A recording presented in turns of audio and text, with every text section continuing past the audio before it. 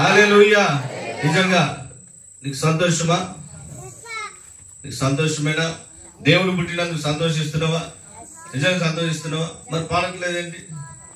నువ్వు పాడాలా? సంతోషం అంటున్నా నోరు మూసుకొని కూర్చుంటావు. ఎలా చెప్పండి? నిజంగా సంతోషం ఉంటే మీరు పాడతారు. ఒకరు ఆపినా కూడా మీరు ఆగరు. ఎంత బలవంతంగా మీ నోరు మూచినా కూడా ఏంటి మీరు తెలుసుకొని బిగ్గరగా అరుస్తూ ఉంటారు. అది ఎప్పుడు వస్తుందో తెలుసా? నిజంగా సంతోషము మీకు అనుగ్రహించబడితే, యేసుక్రీస్తు ప్రభు వారి ద్వారా నిజంగా మీకు సంతోషం దేవుడు అనుగ్రహించినట్లయితే తప్పకుండా మీరు మాట్లాడతారు. హల్లెలూయా, హల్లెలూయా, హల్లెలూయా. అందమా? నాకెంతో మధురము, నాకెంతో ఆనందం అండవా? అందరం అందవా? మనకందమా నాకందవా? మన గుంపులో ఉండకండి, నేను అనే గుంపులో ఉండాలి. హల్లెలూయా, హల్లెలూయా. మన దాంట్లో మంచోళ్ళు ఉంటారు, చెడ్డోళ్ళు ఉంటారు. కాబట్టి నీకు సంతోషం అనిపిస్తే నువ్వు అనాలి. ఏమనాలి?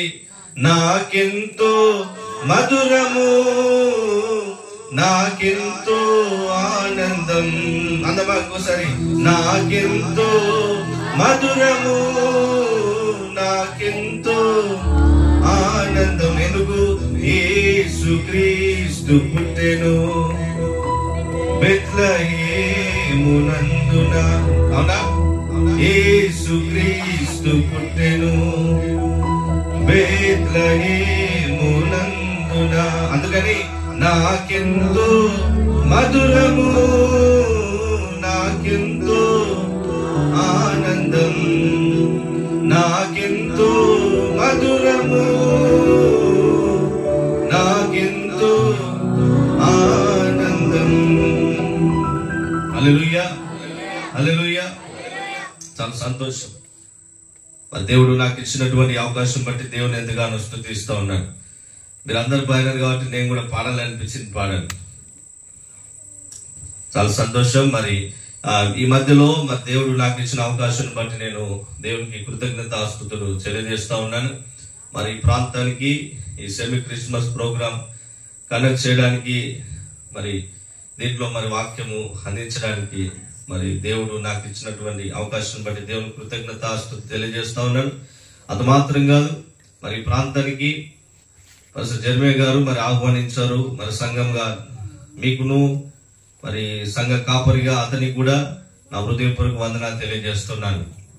అంత మాత్రం కాదు, నాతో పాటు మరి నా స్నేహితులు, పాస్టర్స్, మా బ్రదరు అందరం వాస్తవంగా ఛత్తీస్గఢ్ మీటింగ్ కంప్లీట్ చేసుకొని రాత్రి అంతా అక్కడ మీటింగ్ 12 o'clock కంప్లీట్ అయితే మేము భోజనం చేసి రాత్రి 2 గంటలకు బయలుదేరి మేము ప్రయాణం చేస్తూ ఇక్కడికి వచ్చేసరికి మాకు 3 గంటలు అయింది.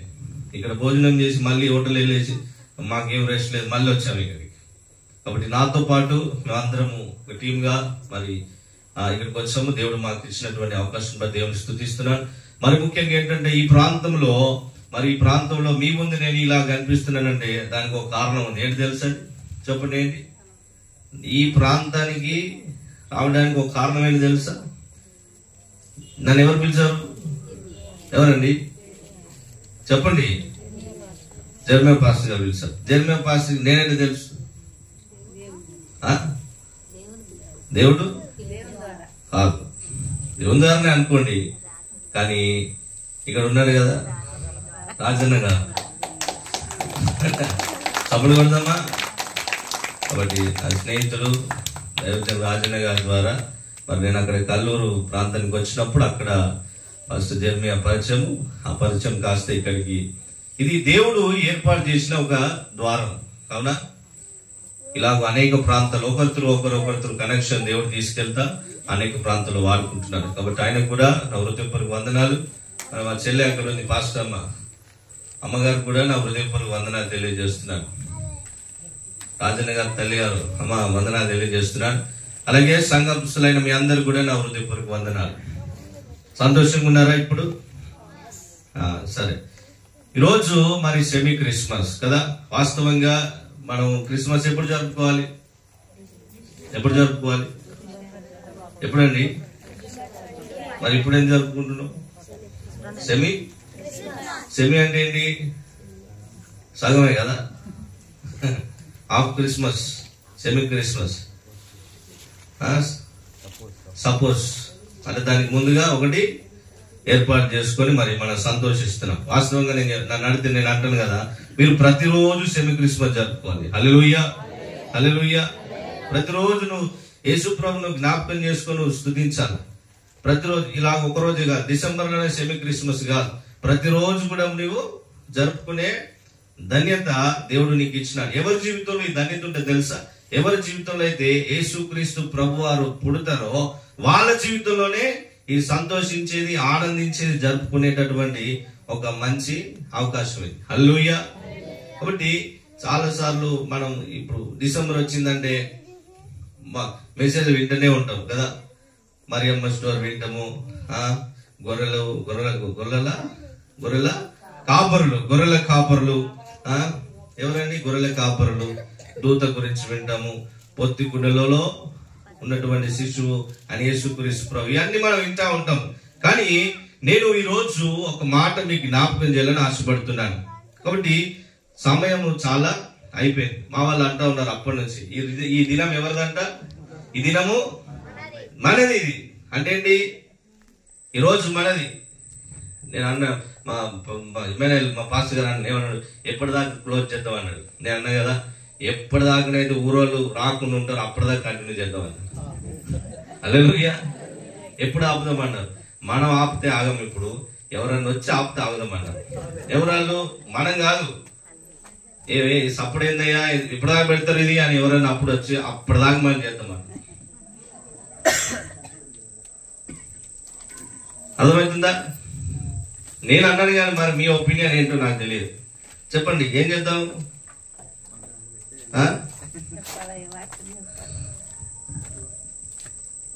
ఏం చేద్దాం చెప్పండి. ఏమయ్య గారు, ఓ పని చేయండి, నా ఓపిక బట్టి నేను చెప్తాను, మీ ఓపికన్నంత సేపు మీరు వినండి. హల్లెలూయా, హల్లెలూయా. కాబట్టి చాలా సంతోషం. మరి ఒక మాట నేను మీకు జ్ఞాపకం చేస్తాను. చాలా సార్లు మరి ఈ సెమీ క్రిస్మస్ లో వాక్యం విన్నాం, అందరికి తెలిసిందే. కానీ దేవుడు వాక్యం నుంచి ఒక మాట మీకు చూపించాలని నాకు పరిశుద్ధాత్మ దేవుడు ఆలోచన ఇచ్చినాడు. దాన్ని బట్టి నేను మీకు చూపిస్తాను. దయచేసి పరిశుద్ధ గ్రంథమైన బైబిల్ లో యోహాను రాసిన సువార్త 10వ అధ్యాయము తీయండి. 10వ అధ్యాయము 10వ వచనం అందరము కలిసి చదువుకుందాం. యోహాను సువార్త 10వ అధ్యాయము 10వ వచనం చదువుదామా అందరము? హత్యను నాశనము చేయటకు వచ్చును గాని మరి దేనికి కూడా రాడు. ఇప్పుడు చదవండి. గొర్రెలకు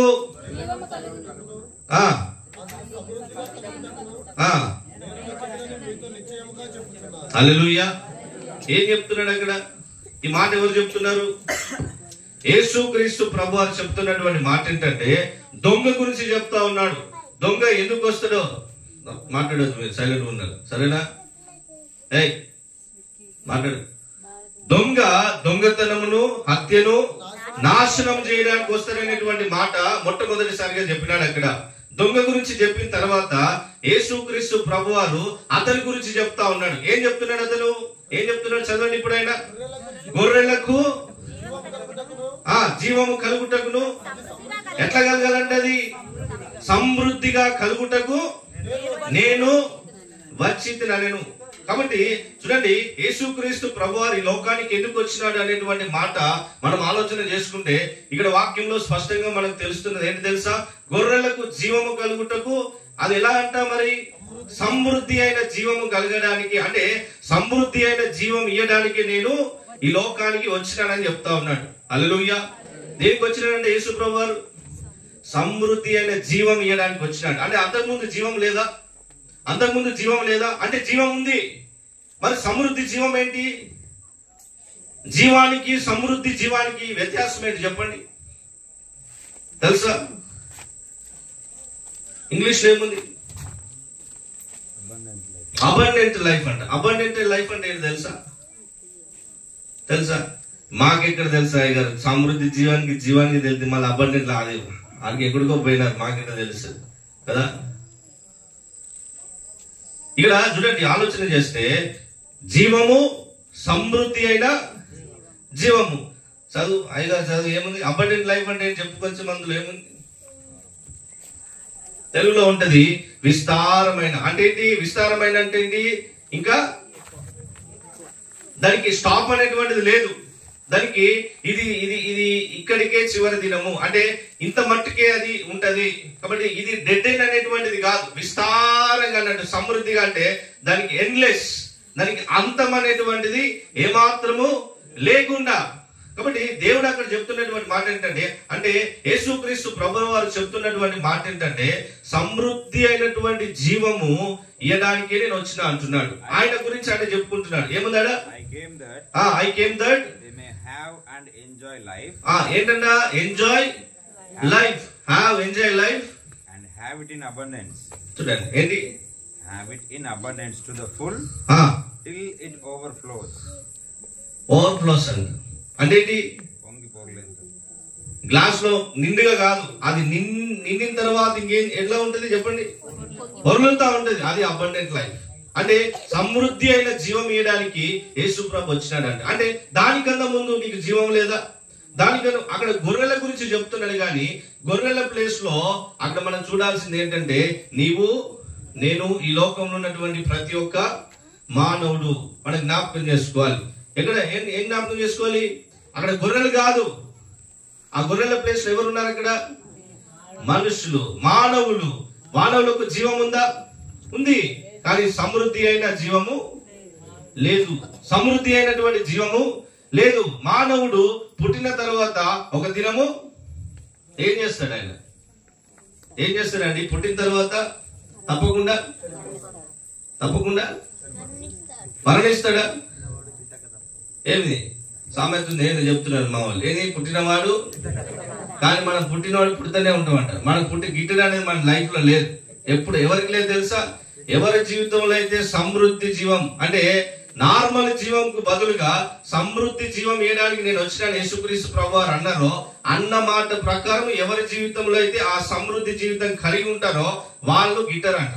హల్లెలూయా, హల్లెలూయా. అంటే ఇక్కడ యేసు ప్రభు ఎందుకు వచ్చినాడంటే, నేను ఎల్లప్పుడూ జీవింపజేయడానికి. హల్లెలూయా.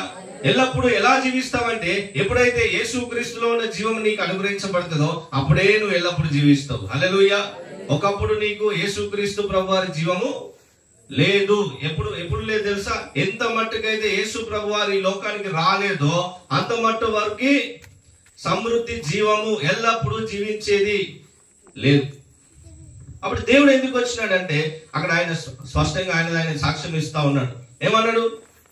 జీవమును ఎట్లా? చదవండి, ఆ మాట చదవండి. ఈరోజు మీరు ఈ ఒక్క మాట పట్టుకొని వెళ్ళాలి. మీరు 24 మాటలు నేను చెప్పను, ఒకటే చెప్తున్నాను.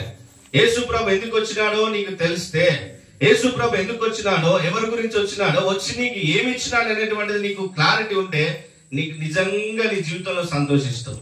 అది తెలియకుండా నువ్వు ఇలాంటి 100 క్రిస్మస్ చేసుకున్నా నీకేం యూజ్ లేదు తెలుసా? యేసు ప్రభు వారి ద్వారా ఏమి నీకు అనుగ్రహించబడిందో తెలియకుండా నీవు క్రిస్మస్ సెలబ్రేట్ చేసుకుంటే నీకేం బెనిఫిట్ ఉండదు. కాబట్టి ఈరోజు ఈ మాట మీరు పట్టుకోవాలి.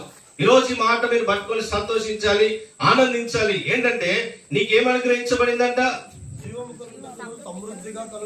జీవము సమృద్ధిగా కలగడానికి యేసు ప్రభువారి లోకానికి వచ్చినాడు. జీవము సమృద్ధిగా కలగడానికి యేసుక్రీస్తు ప్రభువారు వచ్చినారు. రావడమే కాదు, వచ్చినటువంటి ఆ యేసుక్రీస్తు ప్రభువారిని నువ్వు ఎప్పుడైతే అంగీకరించినావో, ఎట్లా అంగీకరించినావు? యేసు ప్రభు నా కొరకు వచ్చినాడు, యేసు ప్రభు నా కొరకు రక్తము గార్చినాడు, నా కొరకు ప్రాణం పెట్టినాడు, నా పాపాలను ఆయన రక్తం ద్వారా కడిగేసినాడు అనేటువంటిది నీ నోటితో ఒప్పుకొని హృదయంలో విశ్వసించినప్పుడు ఆ సమృద్ధి జీవము నీ జీవితంలోకి అనుగ్రహించబడ్డది. హల్లెలూయా, హల్లెలూయా, హల్లెలూయా. ఎప్పుడు అనుగ్రహించబడ్డదంట? యేసు ప్రభు ఎప్పుడైతే లోకానికి వచ్చినాడో, వచ్చినటువంటి ఆ యేసుక్రీస్తు ప్రభువారిని నువ్వు ఎప్పుడైతే యాక్సెప్ట్ చేసినావో అప్పుడు వచ్చింది నీ జీవితంలోకి సమృద్ధి జీవం. అంత మట్టుకి నీ లైఫ్ లో ఏముందంటే కేవలం జీవం మాత్రమే ఉంది. కేవలం జీవం మాత్రమే ఉంది. ఈరోజు నువ్వు తెలుసుకోవాల్సిన మాట ఏంటి తెలుసా? ఈరోజు నువ్వు తెలుసుకోవాల్సినటువంటి మాట ఏంటంటే, దేవుడు నీకు సమృద్ధి అనే జీవం ఇవ్వడానికి ఆయన వచ్చినాడు. దేవుడు సమృద్ధి అనే జీవం ఇవ్వడానికి వచ్చినాడు. సమృద్ధి అనే జీవం ఎవరిలో ఉందంటే కేవలం యేసుక్రీస్తు ప్రభువారిలోనే ఉండాలి. యేసుక్రీస్తు ప్రభువారిలో తప్ప ఈ లోకంలో ఎవరి దగ్గర లేదు. ఎవరి దగ్గర లేనిది దేవుడు మీకు ఇచ్చినాడు. హల్లెలూయా, హల్లెలూయా, హల్లెలూయా. ఎవరు ఏమి ఇచ్చినాడు అంటాను కదా, ఒక గిఫ్ట్ అనుకోండి. మీకు గిఫ్ట్ ఏంటి? గిఫ్ట్ ఇది దేవుడు ఇచ్చినటువంటి గిఫ్ట్ ఇది. సమయం ఉంటే చాలా దీన్ని అర్థమయ్యేటట్టు మంచిగా చెప్పేది, కానీ సమయం లేదు. మీరు అర్థం చేసుకోండి. యేసు ప్రభువారు ఈరోజు నీవు దేవుని నమ్ముకొని నీవు చెప్తున్నావు కదా, నేను ఈ లోకంలో కనుభవిస్తే ఒకరోజు పరలోకంలో ఉంటాను, నిత్యము ప్రభుతో నేను ఉంటాను, నిత్యము దేవుని స్తుతిస్తా ఉంటాను అనేటువంటి మాట ఈరోజు నువ్వు చెప్పగలుగుతున్నావు అంటే, దానికన్నా ముందు అది చెప్పగలగడానికి రీజన్ ఏంటో తెలుసా? దేవుడు నీ కొరకు ఈ లోకానికి వచ్చినాడు. దేవుడు ఈ లోకానికి ఎవరి గురించి వచ్చినాడు? నీ కొరకే వచ్చినాడు. ఎందుకు తెలుసా? నీలో లేనటువంటి సమృద్ధి జీవం ఏదైతే ఉందో అది నీకు అనుగ్రహించి నీకు వచ్చింది. హల్లెలూయా, హల్లెలూయా. ఇప్పుడు యేసు ప్రభువును కలిగి ఉన్న వారి జీవితంలో ఏముంది? సమృద్ధి అయిన జీవం ఉంది. సమృద్ధి అయిన జీవం అంటే ఏంటి? విస్తారమైనది, అంతము లేనిది. అంతు లేనిది, అంతము లేనిది అంటే ఏంటి? యేసు ప్రభు ఎన్ని దినాలు ఉంటాడో నీవు కూడా అన్ని దినాలే ఉంటావు. దేవుడిలో ఏ జీవం ఉందో అదే జీవం నీ జీవితంలో అనుగ్రహించబడింది కదా. క్రీస్తులో ఏ జీవం ఉందో ఆ జీవమే నీ జీవితంలోకి అనుగ్రహించబడింది. అది ఇయనీగా దేవుడి లోకానికి వచ్చినాడు. చాలా ఉన్నాయి దేవుడు ఎందుకు వచ్చినాడనేటువంటి విషయాలు. మీరు మొదటి యోహాను పత్రికలో చదివితే 3-4 అధ్యాయాల్లో మీరు చదివితే చాలా విషయాలు అక్కడ మనకు కనిపిస్తూ ఉంటే మీరు ఇంటికి చదువుకోండి. అయితే ఈ విషయాలు మీద ఈ రోజు పరిశుద్ధాత్మ దేవుడు నాకు ఇచ్చినటువంటి మాట ఏంటంటే, ఆయన ఒక మాట చెప్పమని ఏంటి తెలుసా? సమృద్ధి జీవము. మీరు జ్ఞాపకం పెట్టుకోండి. మీరు ఈ లోకానికే పరిమితమైన వ్యక్తులు కాదు. అంటే ఈ కొన్ని దినాలకే మీ జీవితం కాదు, దీని తర్వాత ఉంది అసలైన జీవితం. సమృద్ధి జీవితం ఎక్కడుంది? ఎప్పుడు స్టార్ట్ అయింది తెలుసా? ఈ లోకంలో మీరు ఈ లోకంలో మీరు ఏంటి అసలు లైఫ్ లో ఎంటర్ అయ్యేది అప్పుడు ఎంటర్ అవుతారు మీరు. ఇదంతా ఉత్తదే. మనం అన్ని చాలా విషయాలు మనం అతిశయపడవచ్చు. నాకు అది ఉంది, ఇది ఉంది, నేను నాది, నా ద్వారానే జరుగుతుంది, నేను లేకుండా జరగదు, నా దగ్గర డబ్బు ఉంది, కారు ఉంది, నేను ఈ స్థాయిలో ఇవన్నీ ఉండొచ్చు. అంతా ఉత్తదే. అసలు ఎప్పుడు స్టార్ట్ అయింది తెలుసా? ఈ శరీరం అనేది ఇక్కడ అంతరించిపోయిన తర్వాత అసలుది స్టార్ట్ అయింది. అసలుది నిత్యము క్రీస్తుతో ఉండడానికి ఇవ్వడానికే దేవుడు ఆయన వచ్చినాడు. ఒకవేళ యేసు క్రీస్తు ప్రభు వారి లోకానికి రాకున్నట్టయితే ఎవరి జీవితంలో సమృద్ధి జీవం వచ్చేది కాదు. ఎవరి జీవితంలో సమృద్ధి జీవం వచ్చేది కాదు. ఈరోజు మనం సంతోషిస్తున్నాం, ఆనందిస్తున్నాం అంటే దానికి కారణం ఏంటి తెలుసా? ఈరోజు మీరు పాటలు పాడినారు, ఆనందించినారు అంటే దానికి రీజన్ ఏంటో తెలుసా? లోకంలో లేనటువంటిది దేవుడు మీలో అనుగ్రహించినాడు. లోకంలో లేనటువంటిది అంటే లోకస్తులు కలిగి లేనటువంటిది గొప్ప గిఫ్ట్ ఏంటి తెలుసా? దేవుని యొక్క జీవము. హల్లెలూయా. దేవుని యొక్క జీవానికి అంతు లేదు, విస్తారమైనది, ఓవర్ఫ్లో అంట, అబండెన్స్. కాబట్టి ఈరోజు మనం సంతోషిస్తున్నామంటే ఆ ఒక్క మంచి గిఫ్ట్ని బట్టి, మంచి గిఫ్ట్ని బట్టి మనం సంతోషిస్తున్నాం. నిజంగా అది ప్రపంచంలో ఉన్న ప్రతి ఒక్కరు కూడా, ప్రపంచంలో ఉన్న ప్రతి ఒక్కరికి అందరికీ ఆ సమృద్ధి జీవం ఇవ్వడానికి యేసుప్రభు వచ్చినారు. కానీ కొందరికి అది దక్కించుకున్నారు. ఏంటి తెలుసా? ఎలా దక్కించుకున్నారంట? ఎలా దక్కించుకున్నారు చెప్పండి, చెప్పండి. సమృద్ధి జీవము. ఏమా నీకు సమృద్ధి జీవం ఉందా? ఇక్కడ ఎంతమందికి ఉంది చెప్పండి? సమృద్ధి జీవం ఎంతమందికి ఉంది? ఎలా వచ్చింది మీకు? దేవుని వల్ల వచ్చింది అంటే చెప్పుడు కాదు, ఎట్లా వచ్చింది చెప్పాలి. అవన్నీ మంచిగా కరెక్టే చెప్తున్నావు. అసలు చెప్పాలి. అసలు దేవుని జీవం నీ జీవితంలోకి ఎంటర్ కావడానికి ఒక ఛానల్ ఉంది, అదేందో చెప్పాలి ఫస్ట్. అది తెలుసుకోకుండా నువ్వు చప్పట్లు కొట్టి పాటలు పాడి యేసుక్రీస్తు పుట్టి నేను పోయినట్టు పోయినా కూడా నో యూజ్. ఏంటి? దేవుని జీవము నీ జీవితంలోకి రావడానికి ఒక కారణం ఉంది. అంటే కారణం కాదు, ఒక ఛానల్ ఉంది. దాని ద్వారానే దేవుని జీవం నీ జీవితంలోకి అనుగ్రహించబడింది. అది తెలుసుకోవాలి. నిద్రలే పడినా చెప్పాలి. నువ్వు నిద్రలే పడినా ఏం చెప్పాలి? ఆ సెంటర్ నుంచి మీ ఇంటికి దారిదని చెప్తావా? ఏమా మీ ఇంటికి దారి, మీ ఇల్లు ఎక్కడుందంటే అక్కడ ఉందని, ఎట్లా పోవాలని నాకు ఎట్లా పోవాలంటుంది. అట్లా పోవచ్చు. అట్లా కాదు, నువ్వు పర్ఫెక్ట్ రూట్ నీకు తెలిసి ఉండాలా. ఇలాగ పోతే మా ఇంటికి వస్తాను, ఇట్లా వెళ్తేనే నాకు అది దొరికింది, పలానా వ్యక్తికి చెప్పినాడు, ఆ మార్గం గుండా వెళ్తానే అది నాకు కనిపించింది, అక్కడికి నేను చేరుకోగలిగాను అనేటువంటిది చెప్తారు కదా. అలాగే ఈ సమృద్ధి జీవము నీ జీవితంలోకి వచ్చిందంటే దానికి ఒక మార్గము ఉంది. అది తెలుసుకోవాలి. మీరు ఎట్లా వచ్చింది? వామ్మో,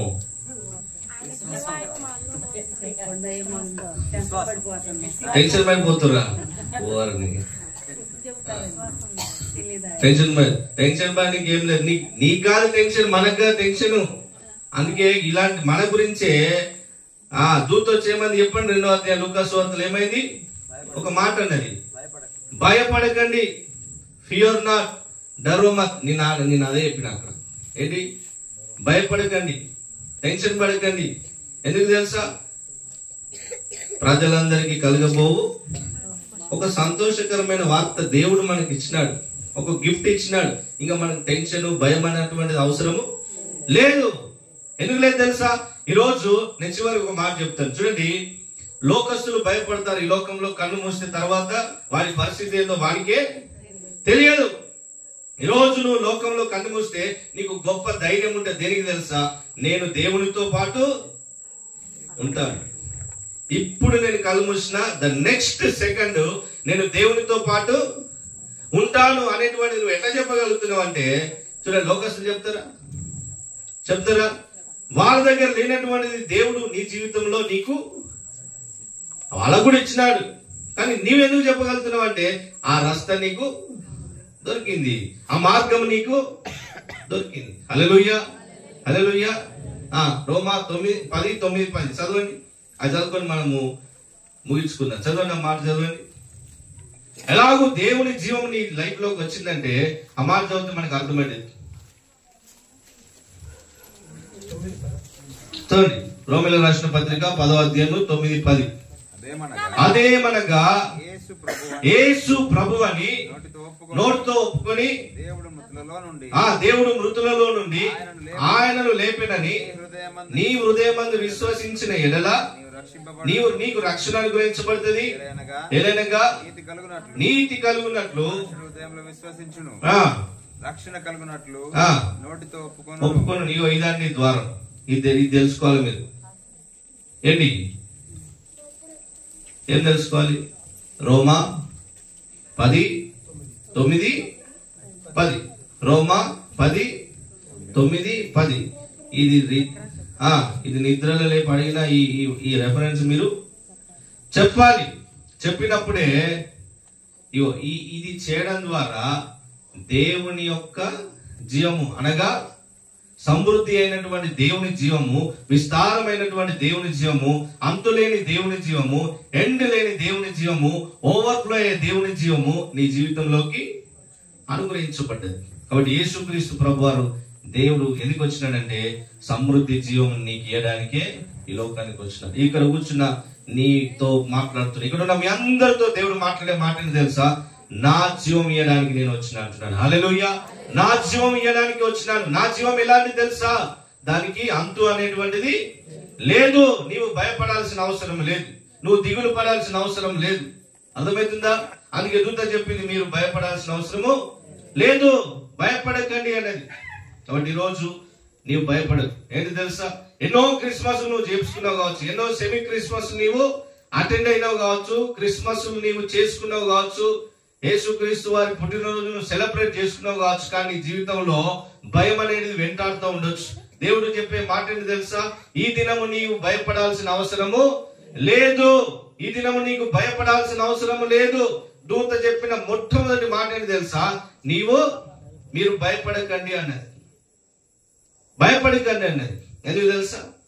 ఈరోజు కూడా ప్రభు మనతో మాట్లాడి తెలుసా, మనం భయపడాల్సిన అవసరం లేదు. ఎందుకంటే మన దేవుడు ఎందుకు వచ్చినాడు తెలుసా? ఈ లోకంలో ఎందుకు మానవ రూపి ఈ లోకంలో ఎందుకు పుట్టినాడంటే ఆయన జీవము నీకు నాకు ఈ లోకంలో ఉన్న ప్రపంచ మానవాళ్ళందరికీ ఇవ్వడానికి వచ్చినాడు.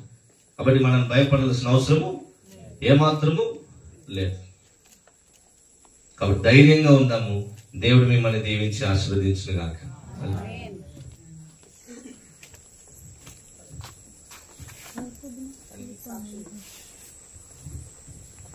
హల్లెలూయా. కరే చెప్పలు దైవజనుని బట్టి దేవుని కనపడదామా? పాస్టర్ గారు మీరు కావాలి.